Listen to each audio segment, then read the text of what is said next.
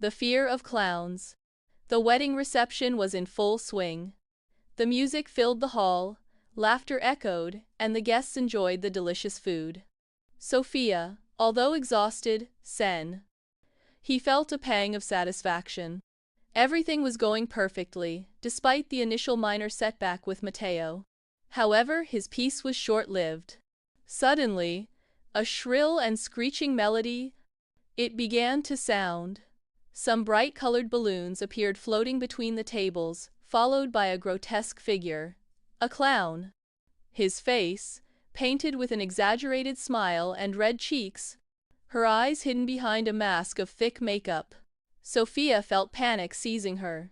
Since childhood, clowns had been her worst nightmare. She remembered the birthday parties, children's parties, where laughter and joy turned into terror at the presence of those grotesque figures. The exaggerated makeup, the false smiles, the unpredictability of their movements. Todo le causaba una ansiedad paralizante. The clown began to interact with the guests, doing clumsy magic tricks and telling bad jokes. Sofía tried to maintain her composure, but his breathing was accelerating and his heart was beating strongly.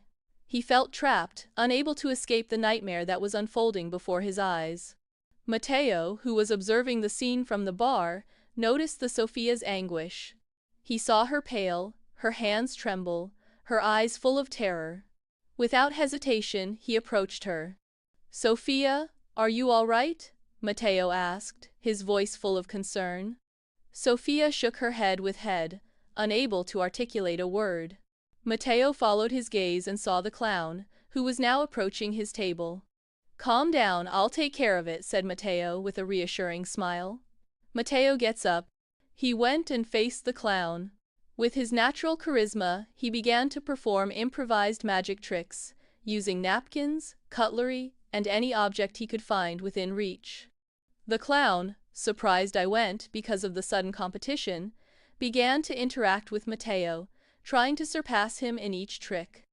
The attention of the guests shifted towards Mateo and the clown, who were now starring in a duel of comic magic. Sofía, although still nervous, began to relax. Mateo's distraction allowed her to maintain distance from the clown, and his sense of humor made her smile despite her fear. Mateo, with his ability to improvise, managed to keep the clown occupied during the entire reception. He did card tricks, guessed thoughts, even made a dove appear from a handkerchief. The guests were laughing heartily, enjoying the impromptu show. Sofía, observing Mateo from a distance, felt a wave of gratitude. His bravery and his sense of humor had saved her. "I was in a terrifying situation. I realized that Mateo was not only a charismatic street musician, but also a kind and considerate man." When the reception ended and the guests ate, they were about to leave, when the clown approached Mateo. "Good work, friend," said the clown, with a genuine smile. "You are an incredible magician." "Thank you," Mateo replied, with a smile. "You don't do it badly either." The clown left, leaving Mateo and Sofía alone in the living room. Sofía approached Mateo with tears in her eyes. "Thank you, Mateo," said Sofía, her voice trembling. "I don't know what I would have done without you." "You don't have to thank me," Mateo replied. "I just wanted to help you." Sofía hugged him tightly, feeling the warmth of his body against hers. "You're incredible," Sofía murmured. "You are too," Mateo responded, returning the hug.